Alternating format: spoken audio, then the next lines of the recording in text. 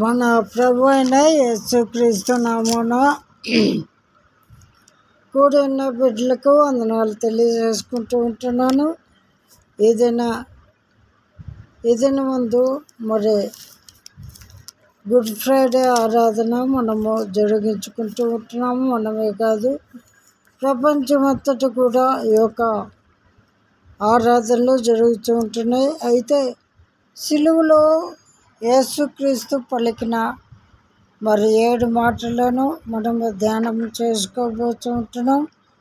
అందులో మొదటిగా మొదటి మాటను మనము చూసినట్లయితే లూకా సువార్త 23వ అధ్యాయము 33-34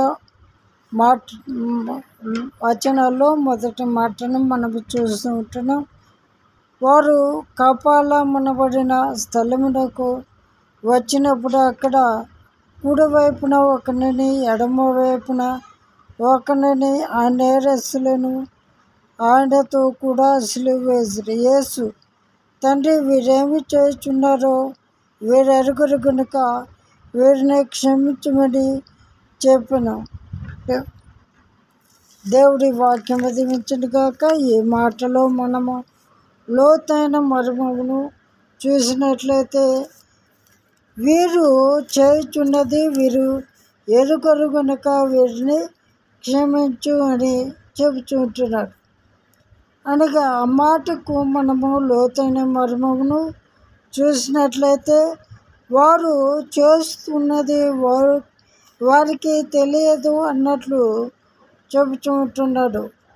ఇక్కడ యేసుక్రీస్తు ఈ లోకమునకు ఎందుకు వచ్చి ఉన్నాడు, ఆయన ఎవరు అనేది నిజముగా వారు గ్రహించలేని స్థితిలో ఉంటున్న విధానాన్ని మనము చూస్తూ ఉంటున్నాం.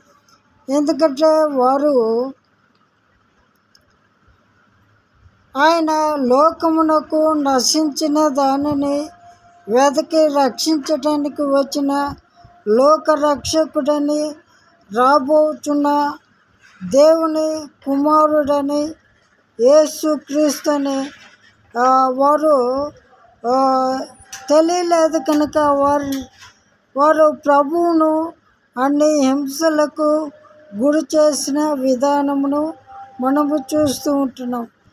ఎందుకంటే వారు రక్షకుని కొరకు ఎదురు చూస్తూ ఉంటున్న విధానాన్ని మనము చూస్తూ ఉంటున్నాము. కానీ రక్షించడానికి రాబోచున్నవాడు యేసుక్రీస్తు అని వారు గ్రహించలేదు కనుక వారు యేసుక్రీస్తును శ్రమలకు గురి చేసిన విధానమును మనము చూస్తూ ఉంటున్నాం. నిజముగా తండ్రి పంపిస్తానని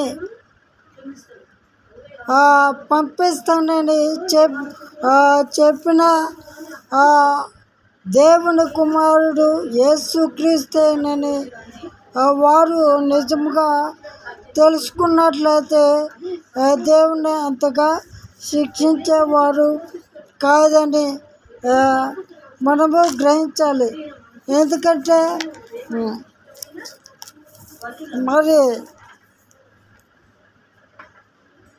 మరి యేసుక్రీస్తును యూదులకు అప్పగించినప్పుడు దేవుడు ఒక మాట అంటూ ఉంటాడు, మనుష్య కుమారుడు పోవలసిన విధముగా పోతూ ఉంటున్నాడు. కానీ ఎవరి చేత మనుష్య కుమారుడు మనుషుల చేతికి అప్పగింపబడి ఉన్నాడు, ఆ మనుషుడు పుట్టక ఉండుట వానికి మేలని దేవుడు సెలవిస్తున్న చక్కని మాటను మనం చూస్తూ ఉంటున్నాం. ఆ మాటను మరి యూదానే కాదు కానీ మరి ప్రభువును సిలువకు అప్పగించడానికి మరి ప్రభువును శ్రమలకు గురి చేసిన వారికి కూడా ప్రభువు లోకరక్షకుడని, దేవుడు పంపిన దైవ కుమారుడని, ఆయన సర్వ మానవాళి కొరకు ప్రాణం పెట్టడానికి వచ్చిన ప్రభు అయిన యేసుక్రీస్తుని వారు ఎరుక లేదు కనుక, తెలుసుకోలేక అజ్ఞాన స్థితిలో వారు ఉన్నారు కనుక వారు ప్రభువును సిలువకు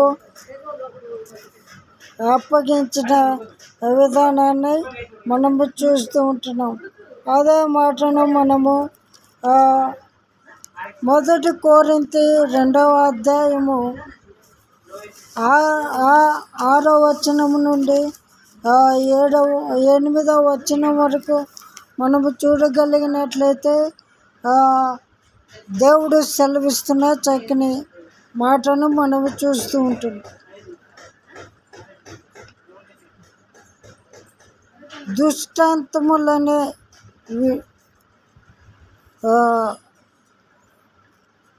పరిపూర్ణులైన వారి మధ్య జ్ఞానమును బోధించుచున్నాము. అది ఈలోక జ్ఞానము కాదు, నిరర్థకులై పోచున్న ఈ లోకాధికారుల జ్ఞానమును కాదు గాని దేవుని జ్ఞానమును మర్మమైనట్టుగా బోధించుచున్నాము. ఈ జ్ఞానము మరుగై ఉండెను. జగత్తుత్పత్తికి ముందుగానే దీనిని దేవుడు మన మహిమ నిమిత్తము నియమించెను. అది లోకాధికారులలో ఎవరికి తెలియలేదు.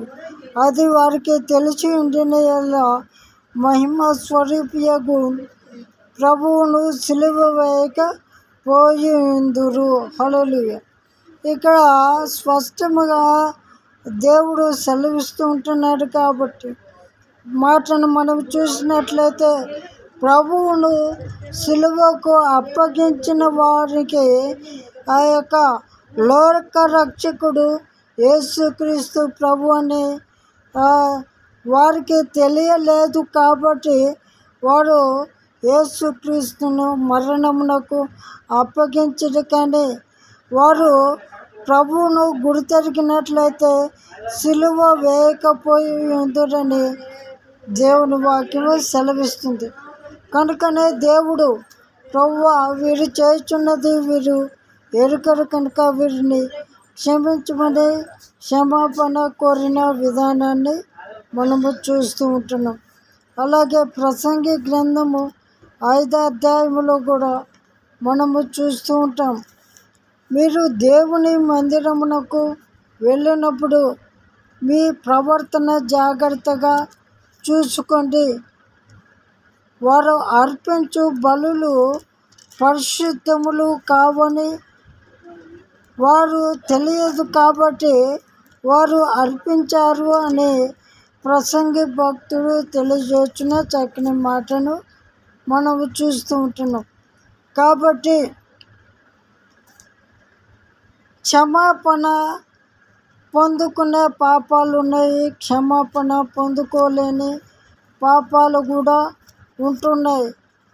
కనుక యేసుక్రీస్తును సిలువ మరణమునకు అప్పగించిన వారికి యేసుక్రీస్తు లోకరక్షకుడని దేవుని కుమారుడని ఆయన ఈ లోకమునకు వచ్చిందే పాపుల కొరకు మరణించటానికని తెలియదు. కాబట్టి ప్రభువును సిలువ మరణానికి అప్పగించి ఉన్నారు.